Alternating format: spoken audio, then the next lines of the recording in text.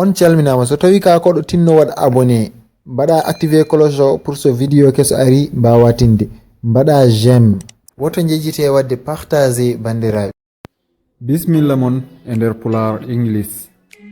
You welcome in Pular English.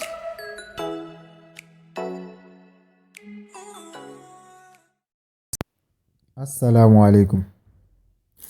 I have blue eyes. Wallah, I've got blue eyes.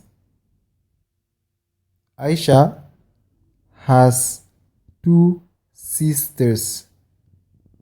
Wallah, Aisha has got 2 sisters. Our car has 4 doors. Wallah, our car has got 4 doors. I have blue eyes. Jogimi ko gite bulaje. Wallah, I've got blue eyes. Jogimi ko gite bulaje. Fof ko sens goto. Fof ko jogimi ko gite bulaje. Gite bulaje non enen balebe e webane men kono tubo ko be enen danya dum. Aisha has 2 sisters. Wallah, Bia Aisha has got 2 sisters. Aisha jogi ko banirabe dido rewbe. Our car has 4 doors. Oto amen o wadi ko dame nayi. Walla oto men o wadi ko dame nayi. Walla mbiya our cars has got 4 doors. Oto amen o wadi ko dame nayi. Fof ko sens goto.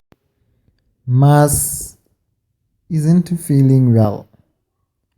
He has a headache. Wallah, Mas isn't feeling well. He's got a headache. They like animals.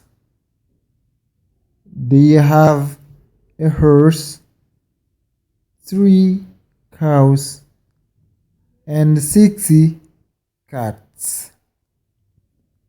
Wallah, they have got a horse, 3 cows, and 6 cats. Mas isn't feeling well. Mas saborani. He has a headache. Mo wundi e hore musore. Walla o wundi ko e hore musore.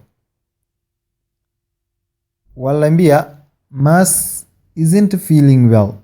Mas saborani. He's got a headache. O wundi ko hore musore. Fof ko mana goto. They like animals. Ebe njidi kulle. They have a horse. Ebe jogi puccu. 3 cows. E nayi 3. And 6 cats. E ulludi 6.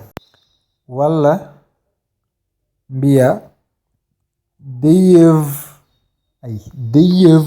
got a horse. They've got a horse. Ebe jogi puccu. 3 cows. E nayi 3. And 6 cats. E ulludi 6.